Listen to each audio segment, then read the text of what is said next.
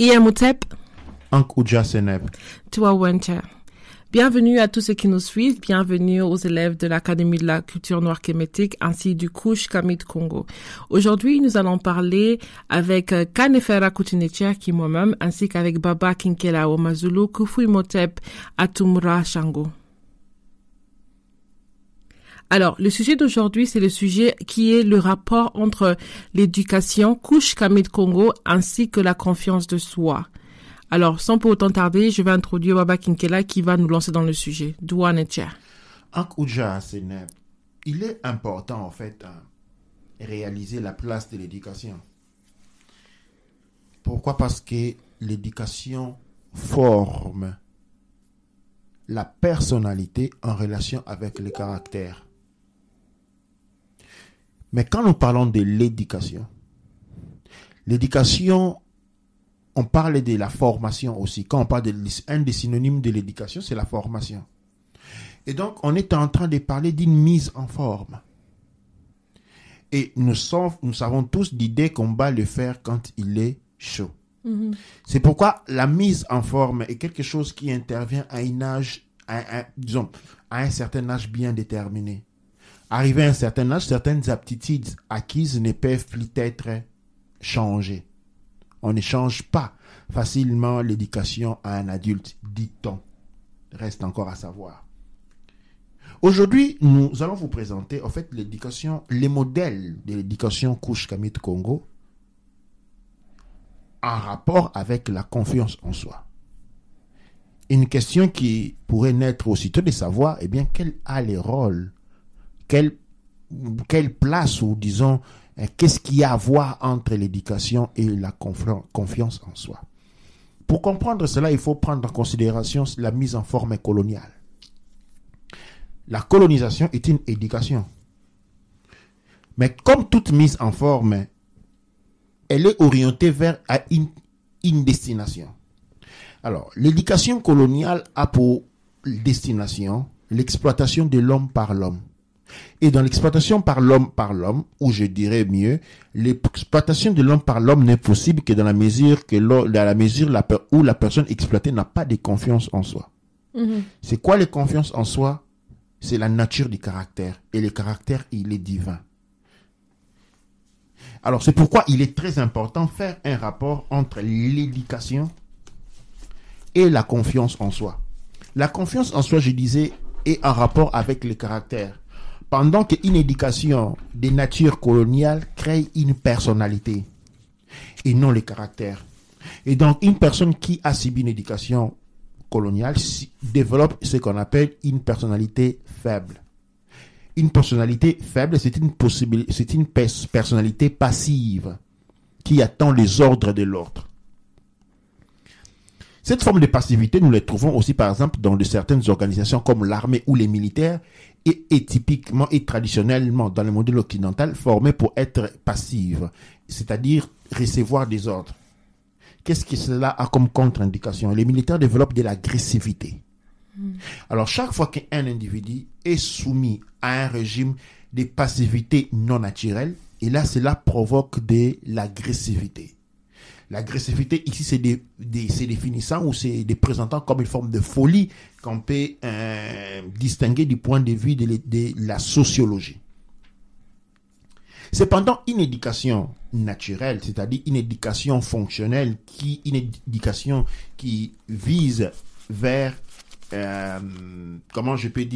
l'harmonisation de la nature, de l'environnement, développe la confiance en soi dans le sens qu'il est braqué vers les caractères. Les caractères, c'est la divinité qui est en nous. Les caractères nous appellent à des rôles que nous devons remplir pour le bien de la société dans lesquels nous sommes nés et nous nous développons.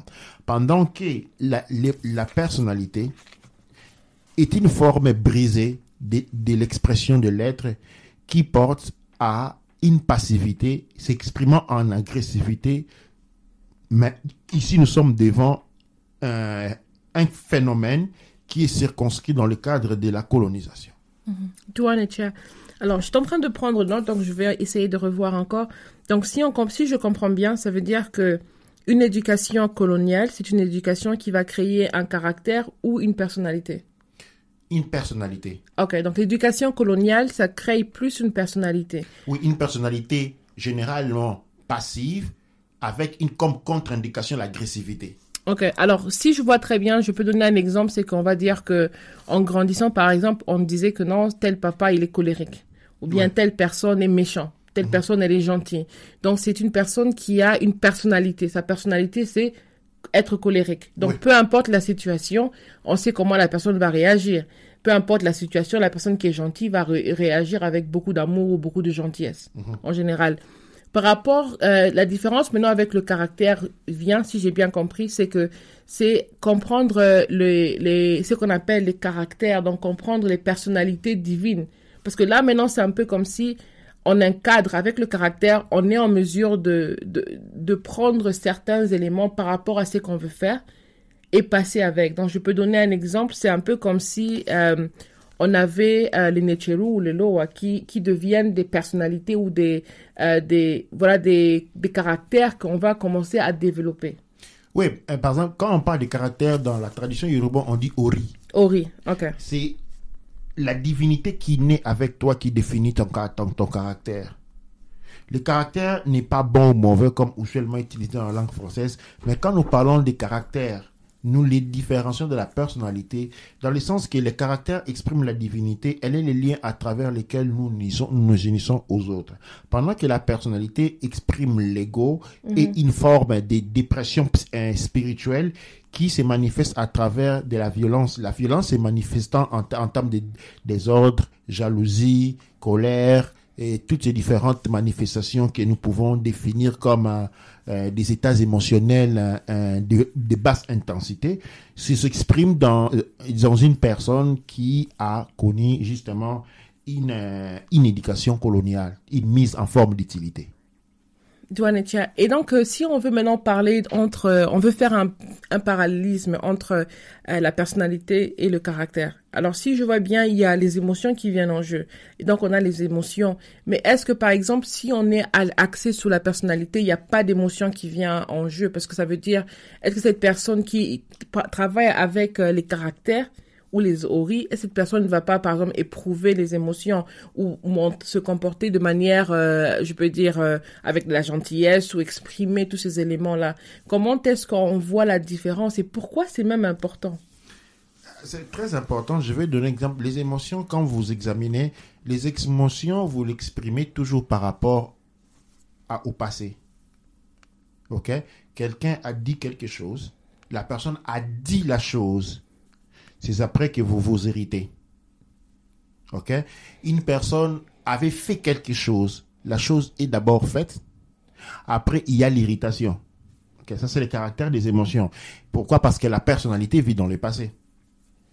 La personnalité est liée à la pensée. OK? On pense toujours au passé. Le futur fait partie de l'imagination.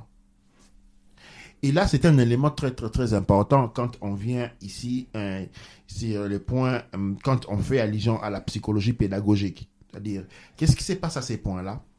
La personnalité, OK, s'exprime à travers plus ou moins des émotions de basse fréquence. Parce que les émotions de basse fréquence nous lient au passé. Et quand on regarde la plupart des émotions négatives, ce sont des émotions qui sont liées au passé. OK? Et quand on est dans le passé, on n'a pas de volonté. On n'est pas dans la volonté parce qu'on est dans l'action. On n'est pas dans l'action. Quand on est dans l'action, on est dans le présent, on est conscient.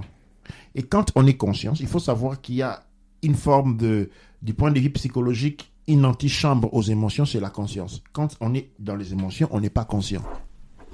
Et donc, le caractère exprime un état de conscience. C'est pourquoi, quand quelqu'un vous dit, certaines écritures vont dire, voilà, il y a un Dieu colérique. OK? Justement, il faut entrer dans l'étude de ce qui est dit pour comprendre, étudier ces textes du point de vue psychologique. Parce que quand on parle de divinité, on exprime un état présent. Quand on dit votre théorie, c'est votre état présent. Et dans l'état présent, il y a la conscience. il n'y a pas des émotions. Et si il y a des émotions dans une expression des natures spirituelles ou religieuses, ça signifie que vous êtes tout simplement dans une psychologie grégaire, pas du tout au niveau de la conscience et donc pas du tout au niveau de ce qu'on appelle votre caractère. Et là, l'éducation, justement, nous avons été pendant très longtemps éduqués à la personnalité parce que la personnalité peut être écrasée. Et le Couche Kamit Congo propose une éducation basée sur les caractères. Et c'est quoi les caractères? Les caractères nous inspirent la confiance en soi. Ça signifie quoi la confiance en soi? Avant même d'aller plus loin, j'allais poser la question qui est, est-ce que le militaire n'a pas de confiance en soi? Bien entendu, ici quand je dis militaire, je parle d'une manière assez générique. Il y a justement dans les arts militaires aussi, il y a une évolution. Mais dans les modèles militaires où les militaires, pourquoi les militaires n'ont pas tellement de confiance en soi d'un point de vue psychologique. Les militaires expriment de la violence. Ok? Alors déjà la violence indique un manque de contrôle. Et donc, vu que un militaire s'exprime à travers la violence, indique un manque de confiance en soi. Il veut terrasser l'autre. Il veut te dominer psychologiquement. Parce qu'en fait, c'est le seul moyen. C'est pourquoi les militaires, il est armé. C'est pour t'effrayer déjà. Parce que s'il n'avait pas ces instruments-là, il se trouverait dans les difficultés en raison de savoir te terrasser. Il n'y a pas vraiment de confiance en soi en tant que caractère. Mais là, nous avons une personnalité violente. C'est différent. Tu vois, Netia, et je pense que ça nous apporte vraiment à la question qui est qu'est-ce qu'est la confiance en soi de le point de vue Couche Kamit Congo, parce qu'aujourd'hui, quand on écrit confiance en soi, eh bien, c'est tout un marché qui vaut des billions comment on dit, des milliards en français, des milliards de dollars, si on veut dire ça comme ça, parce que c'est un marché qui vend la confiance en soi, parce que c'est un élément qui est très capital pour un être qui veut se développer. Et donc, dans le point de vue, dans le cadre du Couche Kamit Congo, qu'est-ce qui est la confiance en soi? Et je souligne qu'il est très important pour la personne de s'identifier, parce que si on veut comprendre la confiance en soi d'un point de vue global, eh bien, il faut juste aller sur Google et taper confiance en soi et voir ce qui tombe dessus. Mais pourquoi, et aussi, je pense que comprendre la confiance en soi, ça nous rappelle pourquoi c'est très important de marcher dans sa tradition aussi. Parce que la confiance en soi ne naît que quand on marche dans sa tradition. Donc, je vais laisser Baba Kinkela nous dire qu'est-ce qu'est la confiance en soi. J'étais justement en train d'essayer de réfléchir pendant que vous parliez. La confiance, et comme je l'ai déjà dit une fois dans une émission où nous avons traité les rapports entre la confiance en soi et les confiances au moi, c'est-à-dire les moi et les soi, et nous pouvons voir que le moi est égocentrique, ok? Et le soi, il est expansif. Alors, la confiance au moi, ok, c'est la confiance à la personnalité. Cette confiance au moi s'exprime de deux manières, à travers l'agressivité et l'ego. Et des fois, c'est la même chose. La confiance en soi, c'est une confiance qui veut que pour se faire respecter, il faut terrasser les autres. C'est là où on parle de l'autorité qui effraie pour établir un sens de législation ou de pouvoir. Okay? C'est très important comprendre la différence parce que dans la confiance du moi, on est dans l'illusion. Et la confiance en soi se base sur des éléments que je définirais superficiels. Par exemple, vous avez la confiance en soi parce que vous êtes musclé. Ah ben, les muscles finissent par partir avec l'âge. Okay? Vous avez la confiance au moi parce que vous vous sentez friqué. Eh bien, demain, vous pouvez vous retrouver sans argent. Vous avez la confiance au moi parce que vous avez une belle voiture. Vous voyez, c'est posé sur des choses, des aspects superficiels. Absolument. Pendant que la confiance au soi est une confiance basée sur la culture. une connaissance de l'identité culturelle. Ça, c'est un des points fondamentaux. Pourquoi je dis cela? La confiance, au moins, vous les verrez, par exemple, je vais prendre un exemple de laboratoire, ce sont les animaux. Un lapin, ou n'importe quel animal, qui grandit dans son environnement, il les connaît. Il connaît son environnement. Il sait comment son environnement se comporte. Il sait se relationner avec son environnement. Il sait là où trouver la nourriture. Il sait là où se trouve le danger. Et il sait comment éviter les dangers. La connaissance de son territoire, la connaissance du rapport entre le soi, l'être et le territoire crée une culture. Okay? Nous avons une culture méditerranéenne, nous avons une culture rivérienne, nous avons une culture forestale, ainsi de suite. Okay? Alors, c'est les rapports qu'on a avec. Alors, quand l'être connaît tout cela, les rapports entre l'environnement créent l'amour de cet environnement. C'est de là que se dégage, en ces moments-là, la confiance du soi. OK? Parce que pour étudier l'environnement, on ne peut pas utiliser l'ego, on utilise les caractères. Pourquoi? Parce que l'environnement est la nature, les nature. Et pour rentrer en relation avec les nature, on utilise les nature. Dans ces cas, les nature, c'est les uri, notre caractère divin. Maintenant, prenons l'animal, les lapins. Ok, les lapins, ce n'est pas un animal de forêt, c'est un animal des savanes, des petites herbes, des steppes. Ok, je prends les lapins de la savane. Ok, je vais les mettre dans une grande forêt. Eh bien, les lapins, il est dépaysé. Il perd son sens d'identité. Il perd son sens d'orientation. Ok, alors le même phénomène s'est produit avec les hommes, dans le sens que pour avoir la confiance en soi, nous devons connaître notre territoire, connaître notre culture, apprendre à connaître ces cultures, apprendre à aimer ta culture, à aimer les différentes expressions existantes comprises à l'intérieur de sa culture et se donner comme mission de développer cette culture, la porter au niveau supérieur. C'est de ça qu'est née la confiance en soi. Il est basé sur le travail du caractère. Pendant que la confiance, au moins, est basée sur le travail de la personnalité qui est éphémère. Alors, quand nous parlons de la confiance en soi, c'est quoi la confiance en soi? La confiance en soi, c'est la connaissance de soi. La connaissance de soi, c'est la connaissance du nature. Et quelqu'un qui a connu le nature, c'est-à-dire le monde supérieur, est au service de sa communauté. La confiance et l'expérience du soi. Dua nature, ça c'est vraiment très très profond quand on réalise que la confiance, c'est la connaissance de soi. Donc c'est le fait, quand on a connaissance, on a une naissance qui vient dedans aussi. Donc c'est être conscient qu'on s'est incarné. Et on s'est incarné où? Pourquoi? Pour quelle mission? Qu'est-ce qu'on est venu faire? Et notre mission, généralement, c'est souvent une mission culturelle. Une mission qui a à faire avec le peuple qu'on incarne aussi. Absolument. Et donc, c'est comme ça qu'on devient conscient. Et justement, on le voit que, par exemple, le problème de confiance en soi se retrouve généralement dans les grandes villes. Et dans les villages, en général, il n'y a pas ce problème-là parce que l'être naît et on l'apprend à faire des fonctions qu'il doit faire selon la fonction qu'il incarne, et il sait le faire sans problème. Il occupe une place qu'il sait reconnaître. Il sait reconnaître sa place, et on peut occuper cette place très jeune. Et on va voir que même dans beaucoup de places, il y a des enfants qui savent conduire des tracteurs parce que simplement le papa fait ça, là, ils ont vu toute la famille faire. Et donc l'enfant, quand il vient à l'âge d'apprendre, il sait utiliser les outils de travail comme tout parent.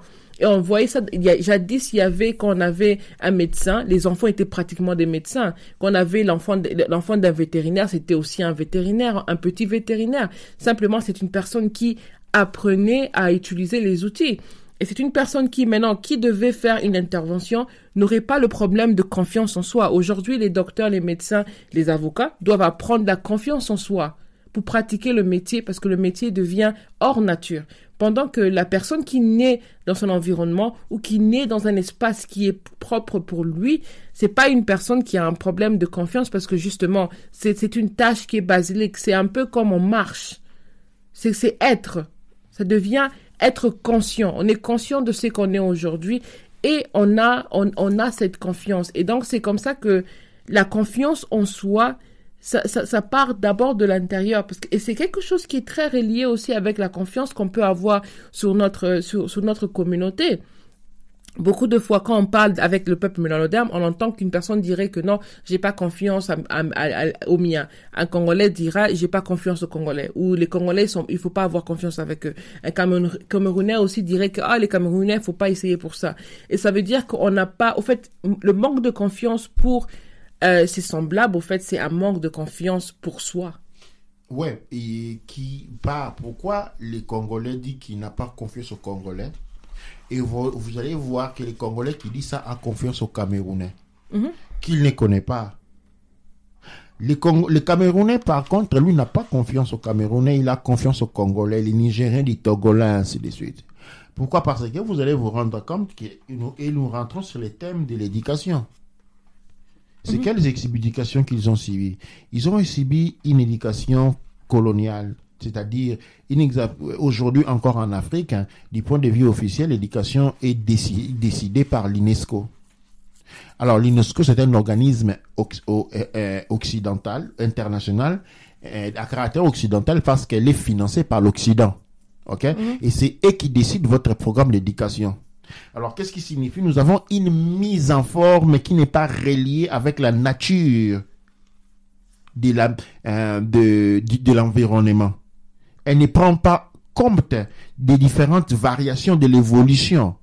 Les programmes scolaires ne prennent absolument pas compte des besoins, des besoins de ressources humaines voulues ou dont on a besoin à une année donnée. Les programmes scolaires sont les mêmes d'année en année. Or, les besoins territoriaux changent. Une fois, on a besoin de techniciens, l'autre fois, les besoins changent. Mais les programmes sont les mêmes parce qu'ils sont décidés par l'UNESCO qui n'ont pas un lien territorial, un lien culturel. Alors, pourquoi les Congolais ne peuvent pas être en accord avec les Congolais? Parce que ce sont des aveugles. Ils ne peuvent pas voir leur environnement. Ils peuvent seulement s'imaginer l'environnement qu'ils ne connaissent pas, celui des Camerounais. Le Camerounais aussi ne voit pas son environnement parce qu'il n'a pas été mis en forme. Être mis en forme, être éduqué, c'est pour servir à. Alors, c'est comme on a un moteur qui a besoin de pistons, nous on fabriquons des bielles. Il y a incompatibilité. Tu ne peux pas servir ta communauté et ta communauté ne pas te reconnaître, ne sait pas te voir. Cet sujet est lié à un thème que nous avons déjà développé comment on appelle ça? Au chômage. Pourquoi y a-t-il autant de chômage en Afrique? Mais cependant, en Afrique, l'Afrique, c'est un continent vierge. L'on dit sur tous les points. Investissement, développement. L'Afrique est complètement vierge. Mais dans un territoire aussi vierge, vous trouverez les chômages. C'est comme si vous allez dans la forêt, les animaux vous disent qu'il n'y a pas à manger. Vous avez dit, est-ce qu'il a brûlé? La forêt a-t-elle été brûlée? Non, elle est encore là. Comment avons-nous des animaux dans la forêt qui disent avoir faim? Ils sont en train de mourir de famine. La seule manière pour les animaux de la forêt de mourir des poissons, c'est y mettre des poissons qui ne mangent pas des choses qui sont sur la terre dans la forêt. Ils mangent des choses qui sont dans l'eau. Pourquoi les Africains sont dans le chômage? Pourquoi? Parce que ce ne sont pas des produits aptes, formés pour fonctionner en Afrique, de par un fonctionnement colonial. Le fonctionnement colonial est très simple. Fais ce que les Blancs te disent et c'est bon. Et quand les Blancs ne savent pas ce que tu te dire, tu es en conflit avec toi-même. Tu vois, c'est très profond, c'est très profond. Au fait, quand on parlait de encore une fois, avoir confiance et de reconnaître son environnement et de savoir créer son environnement, moi, ça me fait penser au principe de Kwanzaa. Parce que justement, quand on parle avec Kwanzaa c'est 7 jours et dans tous les 7 jours, on donne des principes qui sont de base pour aider toute personne qui veut créer un environnement, qui veut créer une communauté forte. Une communauté forte, autodépendante, déterminée, qui a des objectifs, qui peut faire ses objectifs aussi. Et donc, un des éléments que moi j'avais appris qui m'avait beaucoup touché, c'était celui qui s'appelle Imani dans le Nguzo Saba. Imani, ça veut dire, on peut traduire en tant que foi, conviction ou même confiance en soi. Moi, je traduis Imani en tant que confiance en soi aussi, parce que cette conviction, on ne peut qu'avoir une conviction une fois qu'on sait une fois qu'on est conscient, une fois qu'on reconnaît, on se reconnaît, et une fois qu'on capte cette vérité. Parce que la vérité qu'on retrouve, c'est que pour beaucoup de peuples qui ont été colonisés, dénaturalisés, beaucoup de ces peuples ne connaissent plus la réalité ou la vérité locale. On n'est plus conscient de la vérité locale, mais on pense être conscient de la vérité des autres. Et c'est comme ça que le Congolais, il va avoir confiance, par exemple, au Camerounais ou au Français, mais pas au Congolais. Et donc, ça montre que la personne pense connaître l'inconnu, parce que c'est ce que l'éducation a fait. L'éducation crée un spasme d'une personne qui est éduquée pour une situation. Et donc, la personne aussi va être au chômage en attendant à retrouver une situation qui n'existe pas. Parce que on lui a dit que c'est ce qu'il doit faire. Et donc, maintenant, ça rentre vers le manque de confiance en soi. Parce qu'une personne qui a confiance en soi peut tout faire. Ou j'ai envie de dire, peut créer des situations convenables parce qu'elle se connaît, elle se reconnaît et automatiquement c'est une personne qui, on ne doit pas dire va faire le travail. On a parlé du militaire pourquoi le militaire, on avait dit qu'il n'avait pas de confiance, c'est parce qu'il doit écouter des ordres, il doit attendre des ordres. Le militaire n'est pas là pour faire de son propre gré. Il doit être commandé à faire quelque chose. Et donc, l'éducation, aujourd'hui, quand on voit dans le peuple mélanoderme en Afrique, et surtout, on voit une éducation qui enlève la confiance, qui fait des personnes qui sont dépendantes et qui ne peuvent pas intégrer dans leur communauté. Ils ne sont pas dépendants de leur communauté, mais sont dépendants d'un système hybride que des fois n'existe même pas chez les autres. Oui, elle n'existe absolument nulle part. Et dans la mécanique, quand on parle d'une forme, quand on a un processus de mise en forme et que quand la mise en forme ne procède pas, on parle d'un bimé. Alors, qu'elle produit l'éducation coloniale? Elle produit des bimés. C'est pourquoi nous proposons une alternative, une éducation couche Kamit Congo. L'éducation couche Kamit Congo ne signifie pas une éducation du genre de l'Académie de la culture noire kémétique. L'éducation couche Kamit Congo est une éducation qui relie l'homme à son environnement de manière à les rendre utiles à son environnement et à sa communauté. Et un homme qui est utile à son environnement et à sa communauté, justement, est un homme dont on parle qui a la confiance en soi. Tu vois un chair. Anka Uja Seneb. Tu vois un chair.